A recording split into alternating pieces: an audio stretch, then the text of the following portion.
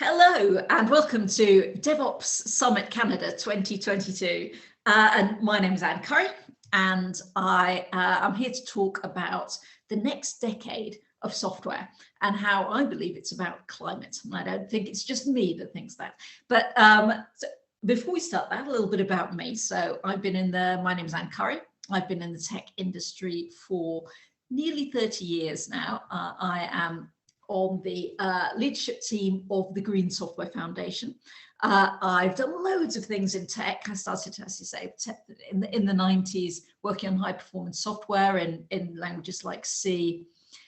Moved into e-commerce, and I worked in e-commerce for a while.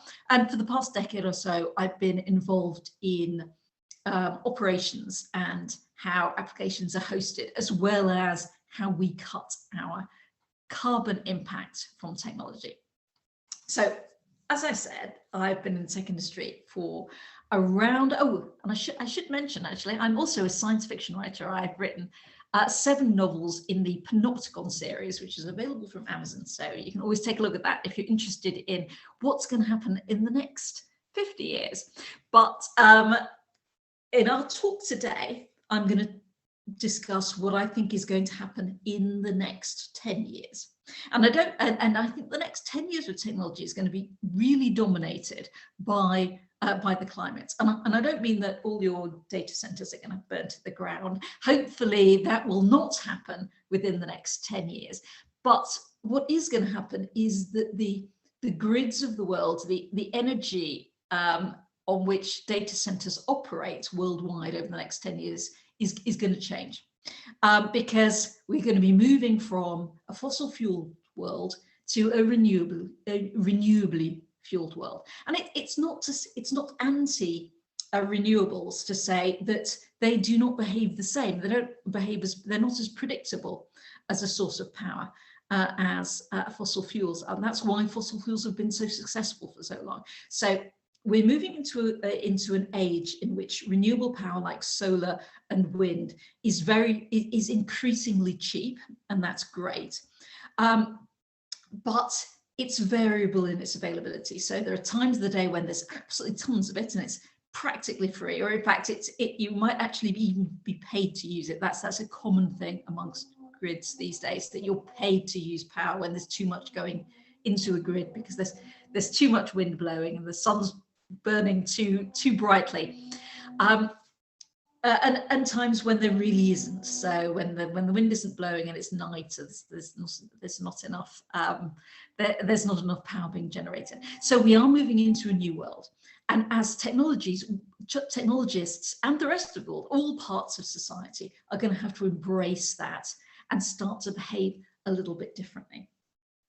So that is what I'm going to be talking about with you today. And I'm going to want, from this talk, I want you to take away a lot of thinking about how you're going to change the way you do things, how you're going to change your architectural approaches. But there's something that very strongly I don't want you to take away from this talk. What I don't want you to take away is a feeling of personal guilt, because this is not a personal issue. This is not something where personal guilt is not very effective when it comes to societal level changes, because it tends to encourage you to do small things. And what we need to do now is big things. We need to make changes on a large scale. So I don't want you to be worrying about things that are quite high effort for you, and quite societally challenging, like becoming a vegan or having far fewer children. Something. Don't worry about that now. What I'm looking for in the immediate future is how we as a society, how the technology industry can change to help with minimizing carbon and other greenhouse gases emitted into the atmosphere.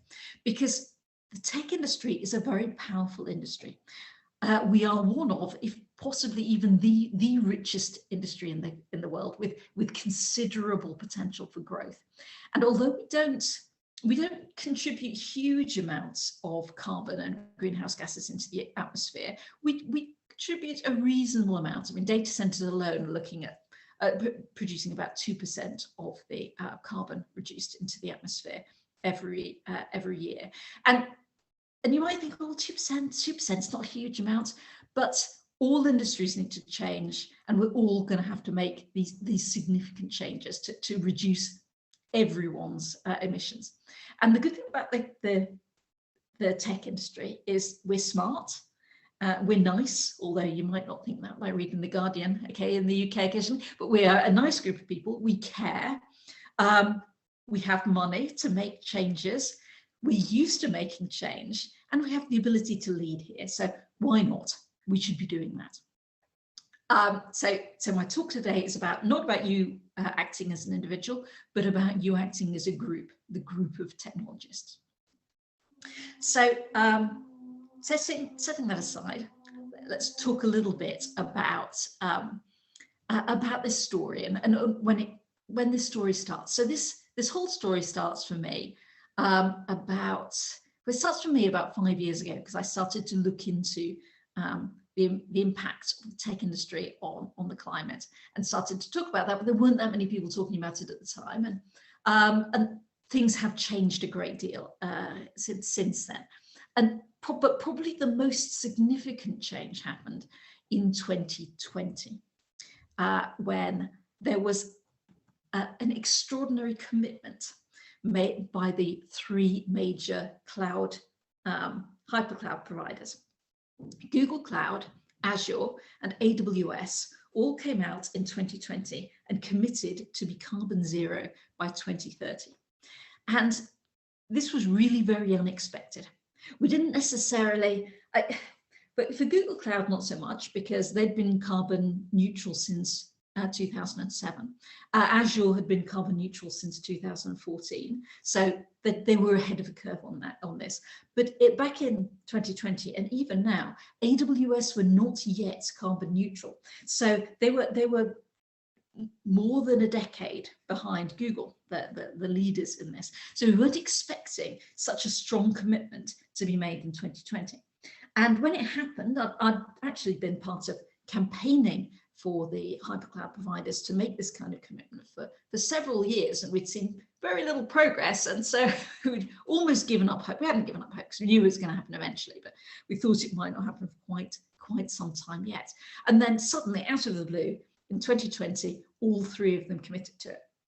And when I first heard that, I thought, this is marvelous, because this is everything we could possibly want. We want the hypercloud providers to be carbon zero, and we know that over time, more and more companies are going to be moving into the cloud, or other hosts are going to be behaving more like the clouds and are going to have to compete with the hypercloud providers. So if the hypercloud providers have committed to be carbon zero by 2030, and we are all running on the hypercloud or something broadly similar, then surely everything is done for us. That was my original thinking. Most of us in this area's original thinking was that we put pressure on the Googles, the Azures, and the Microsofts and the Amazons, and we don't have to worry about putting pressure on individuals so much, because if the infrastructure is all green, we're running on the infrastructure, then we don't have to worry about what we do. It's just all happens under the covers. So when they first made this announcement, I thought, well, we're done. There's really nothing else that we need to do. It's all going to be done for us by this commitment that's been made by the cloud providers. I might as well retire now. I thought it was absolutely fantastic. And that honeymoon period, in which I was enormously pleased with myself, overly pleased, smug, let us even say smug, lasted about 4 months. And then at the end of that 4 months, which was beginning of summer, end of spring 2021, Google came out with a paper. And it's always worth keeping an eye on what Google is doing, because, as I said before, they've really led the field in green cloud, in a sustainable cloud. They were really ahead of the pack on this, and they've been thinking about it for a long time. And they took a kind of two-pronged approach to getting towards a green cloud. One was that they increased their efficiency, their hosting efficiency, and they did that by wrapping individual workloads in. Actually, they used an early form of container, which is not the same as the Docker containers that most of us use these days, but it was quite similar.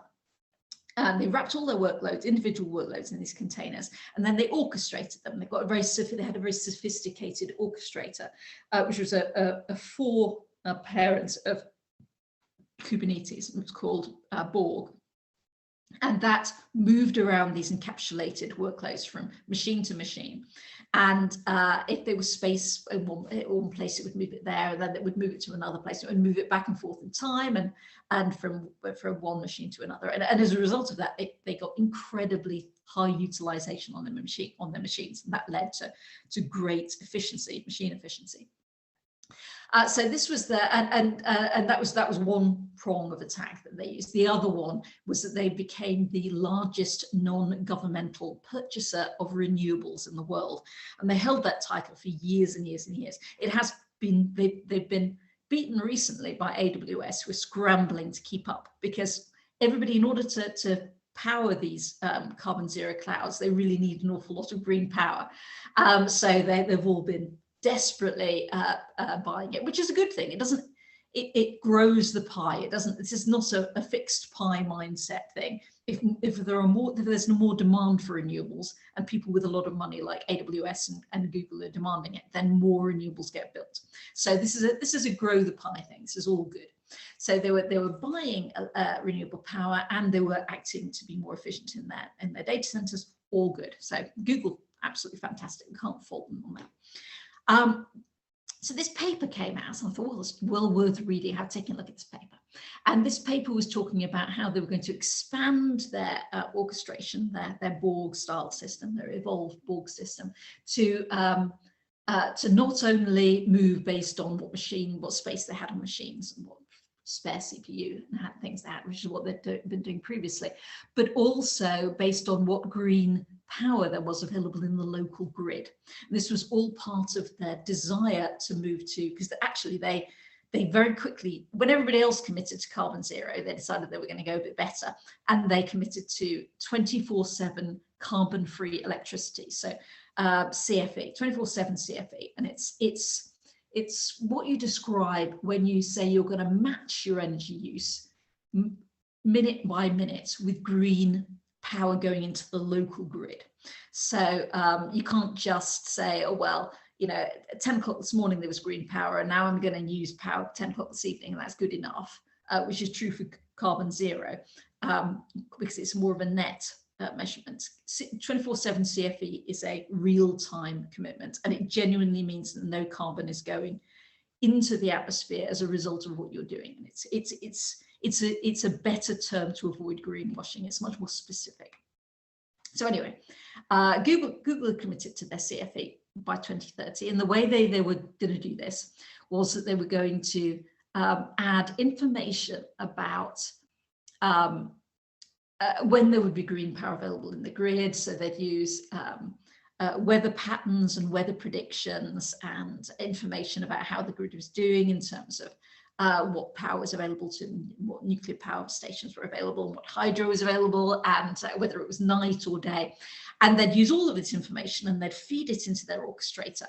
And then they'd say, okay, actually, I know there's going to be a load of power, or there's going to be more green power in 5 minutes time. So I'll move stuff that can be delayed 5 minutes to then, or I know there isn't. So I'm going to move some stuff that I was going to run then earlier to when there's green power available. And this is called time shifting. It's sometimes called demand shifting or demand shaping. And it's about moving things to when there's green power available to match it. And this is quite key to 24/7 CFE, which is where everybody will be in the long run. And so they published this paper very early. And when they published it, they said, we're only really making 1 to 2% reductions in carbon emitted into the atmosphere as a result of our operations. But that's not bad. For a first pass, that's okay. That's pretty good. And actually, as time's gone on, they've got a little bit better about that. But I thought that's okay. It gives us a feel, gives us a sense of where things are going and what's likely to work well in the future. And I thought that's all good. And I read to the end of the paper. And right at the end of the paper, they had a little comment. And they said, of course, we can only do this on our own workloads. we can't do this on the public cloud because the workloads in the public cloud, we don't know whether or not we can delay them or not because they're just black boxes to us. So, so we're just all of this stuff that we're applying, we're only applying to our workloads like Gmail and YouTube and all that kind of stuff. And we'll worry about the public cloud. We'll kick the public cloud, our public cloud down the road into the long grass, and we'll worry about it later. And I thought, well, that's, I thought, ooh, and I sucked my teeth a little bit about that because wasn't clear how they were going to solve this problem later. And also, it's okay if you're Google to kick this particular problem into the long grass because Google don't really, the Google public cloud is not a big part of their business. But if you're Azure, or particularly if you're AWS, it's a huge part of your business. You can't necessarily say, well, I'm not going to worry about that. I'll worry about that later, because it is your business. You can't worry about it later. You have to worry about it now. So when I read that, I thought, what are Amazon going to do about this? They cannot really leave it in the same state that Google has. And I thought, I wonder what they're going to do. And as it turned out, it really wasn't very long before I found out what they were going to do. A couple of months later, on their new sustainability blog, Amazon put up a graphic. And this graphic laid out what it was that they intended to do to handle this issue that cloud workloads are black boxes that couldn't be time shifted. And what they said in this graphic was, be aware, as far as we're concerned, AWS is responsible for the sustainability of the cloud. So data centers, getting hold of recycling, getting hold of green power where we can, water management, that kind of thing. But customers like ourselves are responsible for the sustainability of their systems in the cloud. And what that really meant when you looked at the contents of the blog was that they'd do everything they could, but they acknowledged what Google had raised. They couldn't do everything. They could not cover, they can't time shift what they don't know how to time shift. So really, when it came down to it, what they needed us to do was to change the way that we architect our code so that it was closer to what Google were saying that they did internally, that they needed us to be able to tell them information about the workloads, enabling Amazon to move them backwards or forwards in time in order to time shift, demand shape them to match available green energy. And we had until 2030 to do it, but we were going to have to do it. They couldn't do it without us. Now, I don't know what the threat that Google might have in mind for if we do not do this kind of stuff, because they didn't lay it out. And AWS didn't lay it out either, but I could take a guess. I could probably take a guess from both of them. But for AWS, I will guess that what will happen is that things will become extraordinarily expensive if you do not become responsible for the sustainability in the cloud of your own systems. Because fundamentally, AWS are a very commercial entity. And we have to bet that in the long run, high carbon electricity, especially by 2030, is going to become very, very expensive.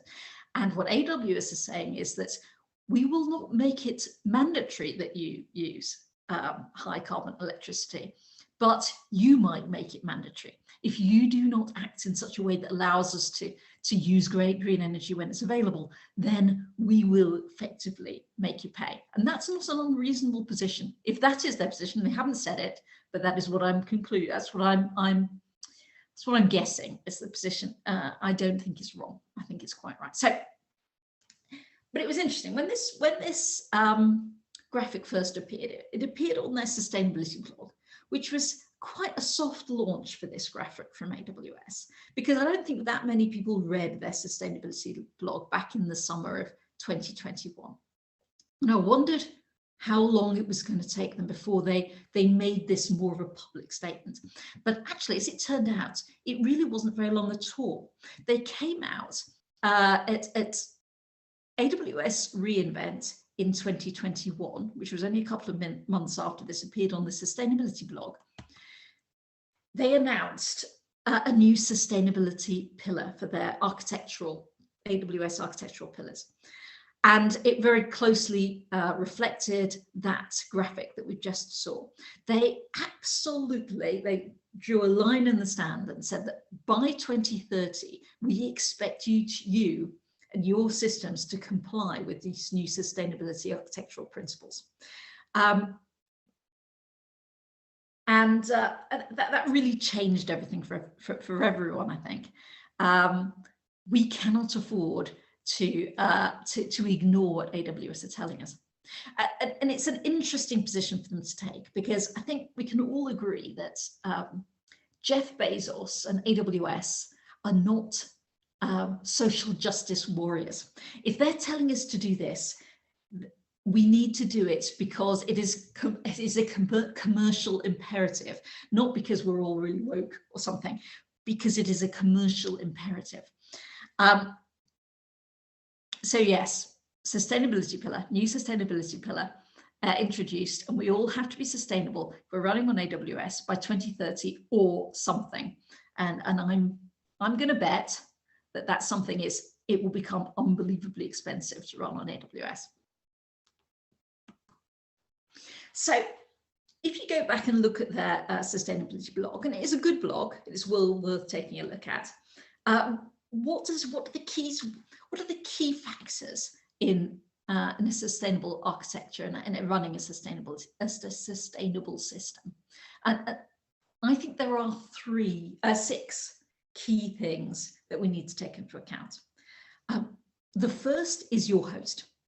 So AWS, obviously, if you're running AWS, your host is AWS. But if you're not running on AWS, and if you're running on Google, if you're running on Azure, you're fine. They're all committed to being at least carbon zero by 2030. But you need to make sure that if you're running on a host, they have really strong carbon zero commitments.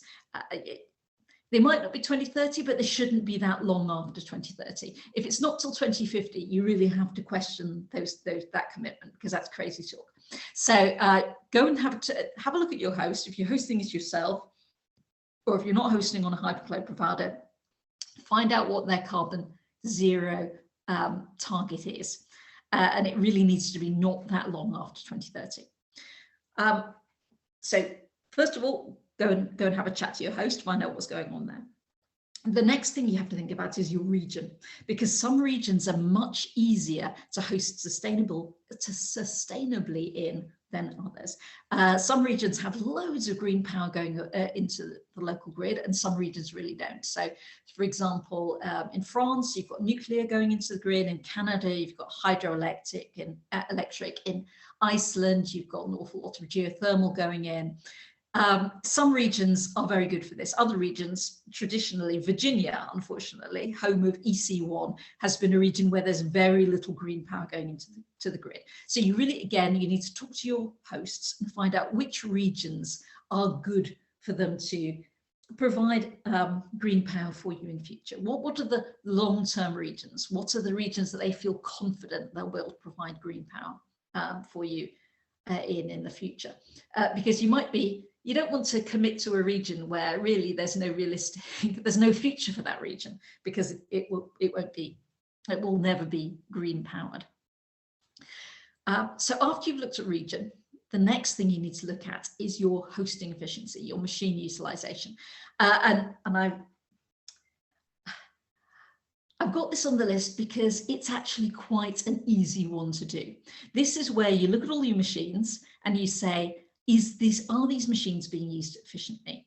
Am I right sizing? Am I using machines do I have a load of machines provisioned that are only half used? Right size your machines. Are you using auto scaling? Because that really cuts down unnecessary machine instantiation. Do you have a lot of this comes down to, do you have instances running, applications running that really nobody's using anymore, so-called zombie machines? If so, turn them off. Don't just keep them there on, just in case. Turn them off. Have you got data that you're saving that you really don't, that's out of date, that you don't ever look at? Get rid of it, or at least move it into cheaper, more long-term storage, which is a little bit more green, often uses older hardware. So you're getting some use out of that old hardware, and you're not having it on really good quality modern hardware that could be doing something a little bit more ambitious. So hosting efficiency, that's the next thing to look at. Then your architecture itself. So some architectures are more time shiftable than other architectures. You want to minimize time sensitivity when things are not necessarily time sensitive. And you want to cut down on application systems that are very on demand, because they might have to run in the middle of the night when there's no power available in the grid that's green. So architecturally, have a think about time sensitivity. Generally, distributed systems are better than monoliths, because monoliths are always on demand. And there might be, if you can break up your monolith and pull out the stuff that is actually on demand and the stuff that can be a little bit less time sensitive, then that's a good way of doing it. So monoliths, moving towards distributed systems, it is usually quite good for sustainability. Have a look at your user hardware efficiency, because user hardware is a major issue in tech. Throwing away embodied carbon that goes into phones, laptops, is one of the major causes of carbon emissions from the tech industry. So you want user hardware to last as long as humanly possible. So you don't want to be causing people to be throwing away working hardware because of lack of patches, for example. You want that hardware that's working, doesn't need to be thrown away, to last as long as possible. We really need user hardware like phones to be lasting for at least 10 years. I think by 2030, it will absolutely be the case that we will be expecting user hardware to last at least 10 years. I think you can put that in the bank. There's really no avoiding that, possibly even longer. And of course, that has been the situation for some user hardware, like games consoles, for some time. So it's not impossible. Last but not least, have a look at your code efficiency. Now, when I say last but not least, in some ways it is actually last but least. If you rewrote all your applications in a high performance language like C or Rust, you could potentially cut your energy use by, if they're so efficient, you could potentially cut your energy use by 90%, which is fantastic. And that used to be, in the early days, that was what I was telling people to do. I was saying, what you should do is be more carbon efficient. But that message doesn't really land, because it takes one heck of a long time to rewrite your applications in C or Rust. Most enterprises do not want to do it. Most companies don't want to do it. So it's a very hard message to convince anybody of. It really slows down your development. It's hard to hire people with those skills. So although on the face of it, code efficiency looks like where you get the biggest bang for your buck on cutting your carbon emissions, save it for where it's really, really needed. Things that you can't just shift in time, because it is hard, so you don't want to be doing it everywhere. So let's restate that again, because I think that's incredibly important. If you're taking away one thing from one list of things from this talk, think about distributed systems over monoliths. Right size, auto scale, turn off zombie tasks and zombie applications that are not doing anything or are insufficiently high value, or at least make them less time sensitive so they can run at times when there's green power available. Don't have them running on demand, especially if they're of low value to you. Re-architect. When you're thinking about architecture in future, you need to be breaking things up into high and low priority tasks, urgent tasks versus important tasks, because urgent tasks have to run even if there's no green power available. So they need to be tightly written, they need to be efficient, they might not need to be written in Rust or probably not C these days. All the cool kids use Rust, and for very good reason. It's much more secure. Urgent, think about Rust. Important but not urgent, think about reducing the time sensitivity. We'll talk a little bit about that. Actually, on the next slide, we'll talk a little bit about that. One way of handling low priority tasks is to wrap them in spot instances. So a spot instance is a type of VM instance that is available on AWS and on Azure and also on GCP. And on GCP, they're called preemptible instances. They are a way of wrapping up a task and saying, run this whenever's good for you, and there's no SLA, and it's not very cheap. There's only 10% the cost of running an on-demand instance, but it's also very green because your host can decide when it runs the thing. So if it wants to make green changes, it doesn't have to make green changes, it doesn't have to be run on green energy, but it could be run on green energy. Use the right regions, we talked about this, and target your code efficiency. Code efficiency improvements are incredibly hard, so make sure you're applying them for maximum effect. Don't attempt to rewrite everything in Rust or assembly language or something crazy like that. Make sure they're targeted. And the edge and devices are very efficient compared to running things centrally as well, because on the edge, you're more likely to have battery power available. So have a think about moving more stuff to the edge and devices and away from your central service. So we're running out of time now, but I'm going to leave you with one final thought experiment. And this is a thought experiment. I don't necessarily expect you to do it, but I want you to have a think about your systems and talk to your teams and have a bit of a chat. This is a whiteboarding session, a thought experiment. Don't write any code yet. And the question is, could you run 90% of your global CPU usage on Spot instances? We already talked about this, Spots or GCP preemptible instances, because they kind of encapsulate that time shifting thinking. How could you run that? Could you run that? If you couldn't run it, why not? Have a chat with your, if you're hosting with a hypercloud provider, have a chat with your rep and say this is something you're interested in and you would like to be able to do it, but maybe you can point out why you couldn't do it. I mean, there's a lot of companies that can't use Spots because they just need a minimal SLA, like 24 hours before this application is run. This application needs to be run within 24 hours, but of course there's no SLAs on Spots at all. It seems like it's quite a small potential change for the hosting providers to provide a minimal SLA on Spots, if that would be something that would make a big difference to you. So have a chat to your team, have a think, and have a chat to your hosting providers as well, and say that this is something you're interested in. You're interested in less time sensitive hosting and how you would go about doing it, and get their thoughts and interests, because they're all very responsive to customers asking for things. So if you ask, you quite often get, companies like AWS have billions of pounds to spend on this stuff. Get them to spend those billions of pounds. Don't spend it yourself. So I'm going to leave you with that thought experiment. And I hope you enjoy the rest of the summit. And think on green software. It is the key thing that's going to happen within the next 10 years.